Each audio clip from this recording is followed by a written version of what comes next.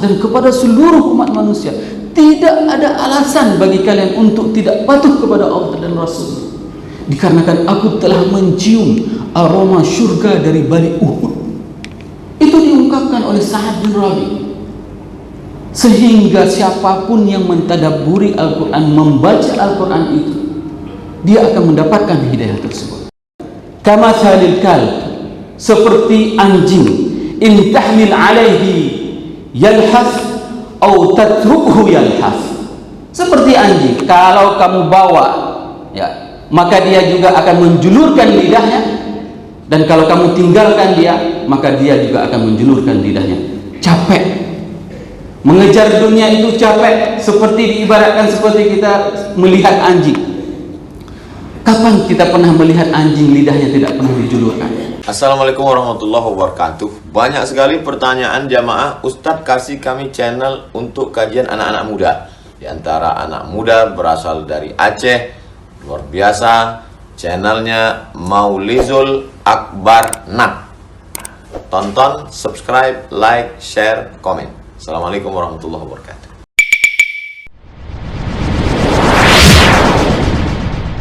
Allahu Akbar, Allahu Akbar.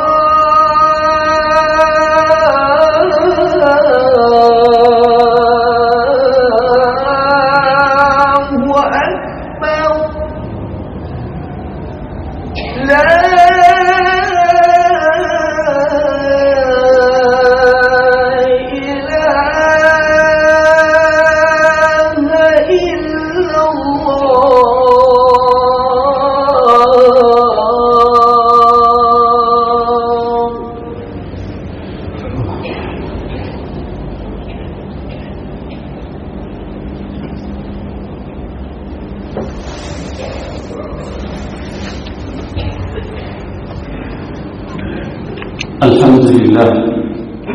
الحمد لله الذي خصنا بكتاب أنزل وأكرمنا بنبي أرسل.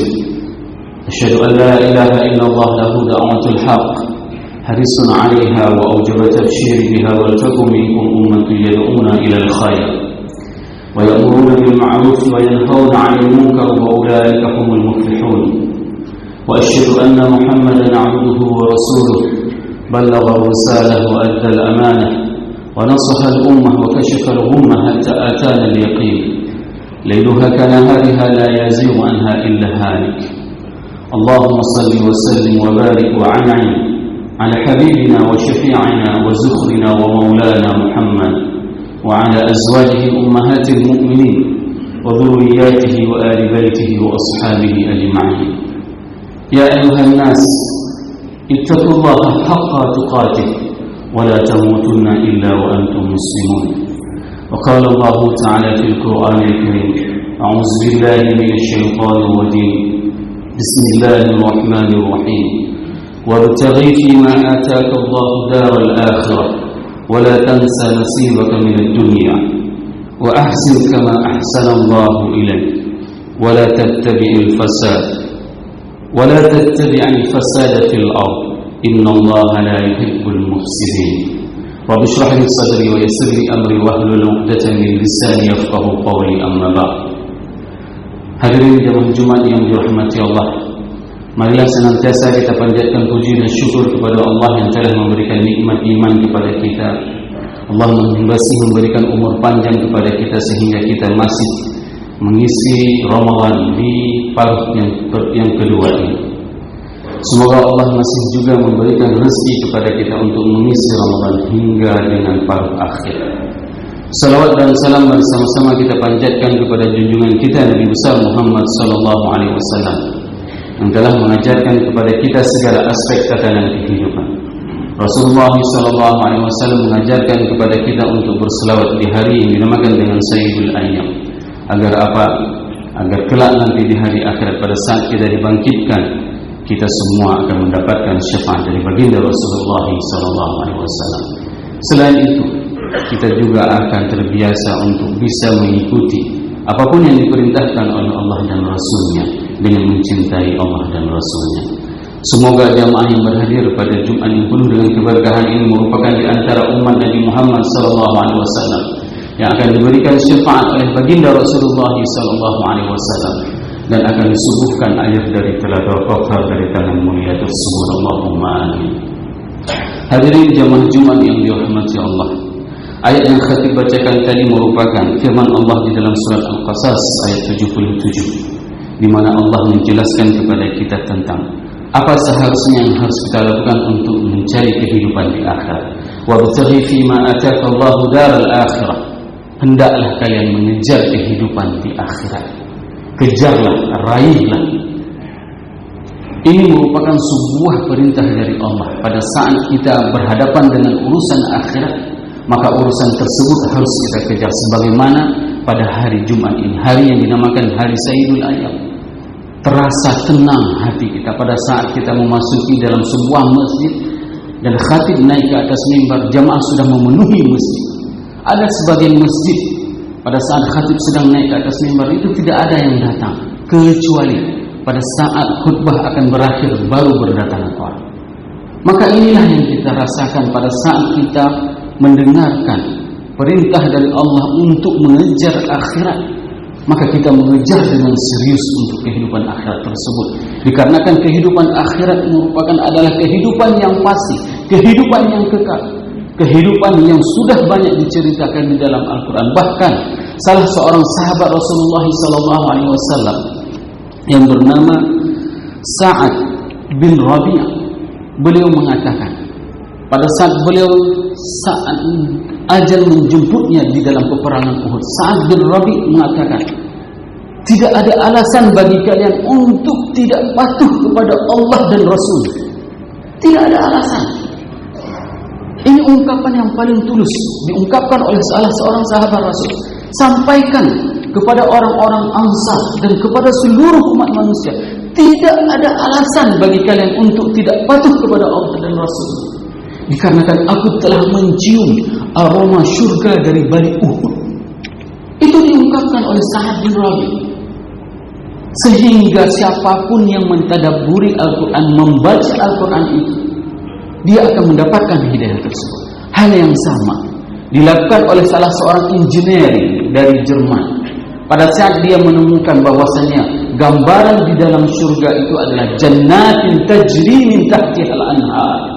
Surga itu digambarkan di dalam Al-Quran adalah adanya sungai yang mengalir di bawah telapak kaki kita. Pada saat kita melintas di dalam surga, itu ada suara air, ada sungai yang mengalir di bawah telapak kaki. Maka dia membuktikan, dibuat sebuah rumah di tengah hutan. Setelah itu dia buat ada sungai di bawah rumahnya dengan rumah yang berbentuk kaca. Sehingga apa? Pada saat dia setelah selesai mengerjakan berbagai macam proyek, maka dia pulang kembali ke rumah tersebut dan dia tidur di rumah tersebut, beristirahat di rumah tersebut. Sehingga apa dia katakan? Ternyata benar apa yang aku dapati di dalam Al-Quran, jannatun tajri min tahtihal anhar, itu merupakan sebuah tempat yang akan memberikan ketenangan kepada manusia semuanya.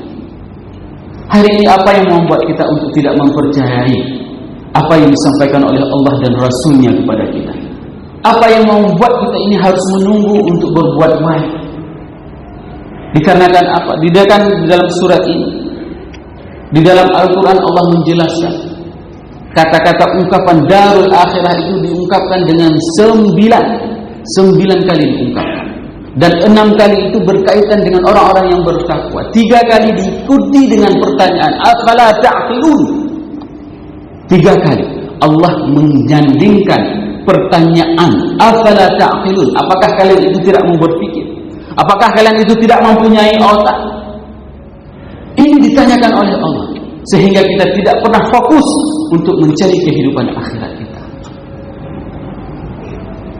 Dan 1 kali Allah menjelaskan tentang bagaimana darul akhirah itu berkaitan dengan orang-orang yang jujur. Dan 1 kali Allah mengungkapkan darul akhirah itu dengan ajrun azim, yaitu balasan yang agung. Dan ayat yang kita bacakan tadi, yaitu berkaitan dengan berbuat baik.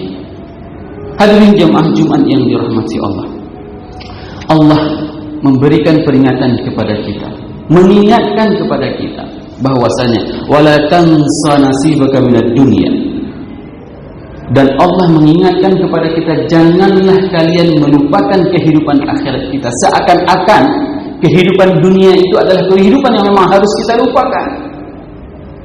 Ini seakan-akan. Sehingga Allah mengingatkan, jangan pula kalian melupakan kehidupan dunia kalian. Hari ini berapa banyak di antara orang yang mengejar dunia. Dia mendapat prestasi, sungguh luar biasa prestasinya. Prestasi tahun ini dia mendapatkan terbaik, tahun ke depan juga mendapatkan terbaik. Tapi apa jadinya? Ternyata pimpinannya tidak memberikan penghargaan kepada dia. Inilah konsekuensi pada saat seseorang mengejar dunia, dikejarnya dunia. Dia maksimalkan kehidupan, prestasinya di dunia, tapi apa yang terjadi? Pimpinannya melupakannya di dunia juga. Bagaimana dengan kehidupan akhirat? Maka Rasul pada saat tertidur di pohon kurma Uswatus Sarir, dan pada saat itu punggung Rasulullah SAW itu berbekas pelepah kurma. Maka para sahabat pada saat itu meminta kepada Rasulullah, wahai Rasul, janganlah engkau tidur di atas tiang itu, biarkan kami membuat kasur untukmu. Apa dijawab oleh Rasulullah SAW? Mali ana walid dunya, apa urusan saya dengan dunia? Begitulah Rasul menganggap dunia itu tidak ada apa-apanya.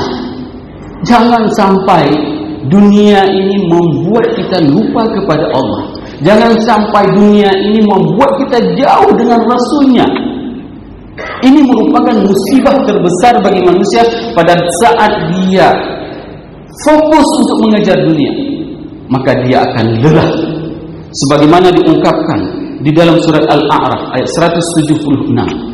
Konsekuensi orang-orang yang mengejar dunia itu diibaratkan dengan anjing afai. Bagaimana Allah mengungkapkan? Kama talil kal, seperti anjing, in tahmil alaihi yalhas atau tatrukhu yalhas. Seperti anjing, kalau kamu bawa, ya, maka dia juga akan menjulurkan lidahnya, dan kalau kamu tinggalkan dia, maka dia juga akan menjulurkan lidahnya. Capek. Mengejar dunia itu capek, seperti diibaratkan seperti kita melihat anjing. Kapan kita pernah melihat anjing lidahnya tidak pernah dijulurkan? Itulah konsekuensi orang-orang yang mengejar dunia, jamaah yang dirahmati Allah. Maka di saat itu Allah memberikan solusi kepada kita semuanya. Wa ahsin kama ahsanallahu ilaik. Maka berbuat baiklah sebagaimana Allah telah berbuat baik kepada kita. Hari ini siapa di antara kita yang pernah mengalami rasa lapar sebagaimana yang dirasakan oleh ahli sufah? Ahli sufah itu memang sama sekali tidak ada makanan. Bahkan Rasul sendiri mengatakan bahwasanya beliau tidak pernah kenyang dalam 2 hari. 1 hari lapar, 1 hari dalam keadaan ada makanan. Ini kondisi yang dialami oleh Rasulullah SAW. Siapa di antara kita yang mempunyai kondisi seperti itu? Paling tidak kita masih mempunyai makanan dalam 1 hari. Dan Ramadan akan memasuki paruh akhir. Berbuat baiklah di paruh akhir ini. 10 akhir itu orang semuanya berlomba-lomba. Bahkan Rasulullah SAW mengikat secara kencang kain sarungnya. Bermakna apa? Ibunda Aisyah mengatakan beliau tidak lagi melakukan hubungan suami istri di 10 akhir. Kenapa? Karena fokus mengabdi kepada Allah. Inilah yang harus kita lakukan, wahai para ayah. Tinggalkan rumahmu di 10 akhir, pergilah ke masjid, beriktikaflah. Tinggalkan urusan dunia. Saya sewaktu menjadi mahasiswa dan sering menemukan di Masjid Nabawi. Di Masjid Nabawi itu orang-orang mukhawilun, kontraktor di Arab, mereka itu sudah meninggalkan dunia di 10 akhir. Mereka tidak lagi fokus kepada untuk mencari proyek. Bahkan ada sebagian usaha itu makin akhir Ramadan, usahanya itu makin banyak pelanggan. Makin akhir Ramadan, rezekinya itu semakin banyak. Tapi ingat, Allah telah memberikan fasilitas waktu 10 akhir kepada kita untuk kita maksimalkan. Dan ini dikatakan dengan ayyamin ma'dudat, diskon besar-besaran. Di Amerika ada yang dinamakan dengan Black Friday. Black Friday itu orang sudah mulai antri untuk membeli barang-barang diskon mulai dari jam 12 malam. Kenapa? Karena dia bisa melihat langsung ada barang yang harus dia beli, sehingga dia harus berusaha payah untuk mendapatkan barang tersebut. Namun hari ini Akhirat itu merupakan sesuatu yang pasti, sesuatu yang nyata, sebagaimana janji Allah kepada kita. Maka ini yang harus kita maksimalkan di 10 akhir. Dan kita juga mempunyai harta terbaik. Jadikanlah harta terbaik itu bekerja untuk kemaslahatan kita. Dan kita mempunyai pekan terbaik, yaitu pekan dinamakan dengan hari Jumat. Maksimalkan ibadah kita di pekan ini. Dan kita mempunyai bulan terbaik, bulan Ramadan. Jadikan Ramadan ini adalah Ramadan yang terbaik yang pernah kita alami. Dulu mungkin kita tidak pernah melakukan amal-amal saleh di bulan Ramadan. Maka bulan Ramadan inilah kesempatan bagi kita untuk memaksimalkan segala kebaikan yang kita miliki. Innallaha la yuhibbul mufsidin. Sesungguhnya Allah tidak menyukai orang-orang yang berbuat kerusakan. Para mufassirin menjelaskan bahwasanya yang dimaksud dengan kerusakan tersebut adalah keluar dari jalan Allah.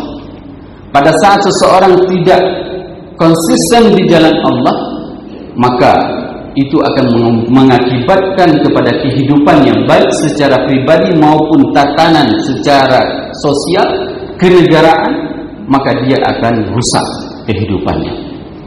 Ini merupakan konsekuensi seseorang dan jamaah dan sebuah negara apabila mereka tidak mau mengikuti apa yang diperintahkan oleh Allah. Maka pada saat Allah berikan rezeki kepada kita, janganlah dijadikan rezeki tersebut untuk tidak dinikmati. Lihat, ayat ini para mufassirin mengatakan berkaitan erat dengan cerita dan kisah yang disampaikan di dalam ayat sebelumnya, yaitu kisah tentang Qarun. Qarun itu mempunyai harta kekayaan yang sungguh luar biasa. Bahkan kunci brankas Qarun itu tidak sanggup diangkat oleh 10 orang. Hari ini siapa yang di antara kita yang mempunyai loker, yang kunci lokernya itu tidak sanggup diangkat oleh 10 orang? Tidak ada apa-apanya kekayaan yang dimiliki oleh manusia hari ini. Allah ingin menceritakan kepada kita, lihat, manusia yang paling kaya itu Qarun, tapi dikarenakan dia keluar dari jalur Allah, maka ifsad yang terjadi, kerusakan yang terjadi kepadanya. Nah, hari ini pada saat Allah berikan rezeki itu kepada kita, jadikan rezeki itu untuk kita bisa mendekatkan diri kita kepada Allah. Bagaimana caranya? Banyak sekali caranya, yaitu dengan cara kita memberikan sedekah. Sedekahkanlah, apalagi kita di masjid ini di 10 akhir, setiap malam kita akan memberikan sahur untuk malam genap, itu 800 bungkus nasi. Dan di malam ganjil, karena semangat kita beribadah masih ada ganjil genap seperti juga plat mobil, maka di malam ganjil ada sekitar 1.200 sampai dengan 1.500 bungkus nasi yang harus disiapkan. Siapa yang akan menyiapkan ini? Kita. Dari mana? Dari kita. Karena sedekah itu bukan masalah mampu, Bapak jamaah yang dirahmati Allah. Sedekah itu adalah masalah kemauan. Ada orang yang mempunyai uang berapapun dia akan mau bersedekah. Terkadang dia tidak mempunyai harta lain, hanya mungkin ada 10.000, maka dia akan memberikan 1 porsi untuk siapa? Untuk orang sahur di sini. Inilah yang dinamakan dengan wa ahsin, yaitu berbuat baiklah. Bahkan ada sebagian orang pada saat dia memiliki harta, dia tidak lupa bersedekah, dan bahkan dia mengalokasikan hartanya ini untuk melakukan perjalanan-perjalanan spiritual. Jangan sampai pada saat Allah titipkan harta tersebut, maka dia jadikan harta tersebut untuk melakukan perjalanan kepada kemaksiatan kepada Allah. Berapa banyak di antara jemaah yang tidak dicabut nyawanya oleh Allah hari ini pernah melakukan dengan uangnya, melakukan perjalanan ke luar negeri. Dia melakukan perjalanan ke Thailand, dia melakukan perjalanan ke Makau, dia melakukan perjalanan ke tempat-tempat yang penuh dengan kemaksiatan dengan harta yang diberikan oleh Allah. Tapi kenapa tidak dia merubah perjalanannya? Dia melakukan perjalanannya untuk melakukan umrah, untuk melakukan haji. Dikarenakan apa? Dikarenakan balasan. Pada saat seseorang melakukan salat di Masjid Nabawi, itu setara dengan dia salat sebanyak 74 kali. Sekali salat di Masjid Nabawi, seseorang yang salat 1 kali di Masjid Nabawi itu maka setara dia dengan salat 74 kali. Apabila dia salat di Masjidil Haram, maka dia setara 1 kali salatnya dengan 2 tahun dia salat. Bayangkan, kalau seandainya kita berada sebulan penuh di bulan Ramadan di tanah haram tersebut, maka sungguh luar biasa kesalehan-kesalehan, amal-amal yang bisa kita lakukan. Semoga beberapa ayat ini menjadi mau'izah bagi khatib dan bagi jamaah semuanya, sehingga kita bisa meningkatkan keimanan dan kecintaan kita kepada Allah dan kepada Rasulullah sallallahu alaihi wasallam. Barakallahu li wa lakum fil Qur'anil Karim wa nafa'ani wa iyyakum bima fihi min al-ayati wa dhikril hakim wa taqabbala minni wa minkum tilawatahu innahu huwas samiul basir.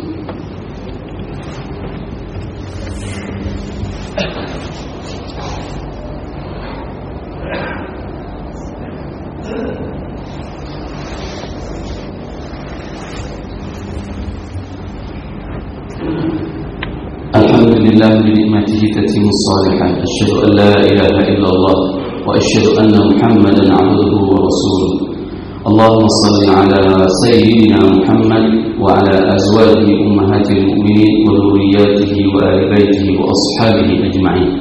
Ya ayyuhan nas ittaqullaha haqqa tuqatih wa la tamutunna illa wa antum muslimun. وقال الله تعالى في القرآن الكريم أعوذ بالله من الشيطان الرجيم بسم الله الرحمن الرحيم إن الله وملائكته يصلون على النبي يا أيها الذين آمنوا صلوا عليه وسلموا تسليما اللهم اغفر المسلمين والمسلمات والمؤمنين والمؤمنات الأحياء منهم والأموات إنك سميع قريب مجيب دعوة ويا قاضي الحاجات ربنا لا تؤاخذنا إن نسينا أو أخطأنا ربنا ولا تحمل علينا إصرا كما حملته على الذين من قبلنا ربنا ولا تحملنا ما لا طاقة لنا به واعف عنا واغفر لنا وارحمنا أنت مولانا فانصرنا على القوم الكافرين اللهم انصر إخواننا المستضعفين المظلومين في غزة اللهم انصر إخواننا المستضعفين المظلومين في فلسطين اللهم انصر إخواننا المستضعفين المظلومين في كل مكان ربنا آتنا في الدنيا حسنة وفي الآخرة حسنة وقنا عذاب النار وأقيموا الصلاة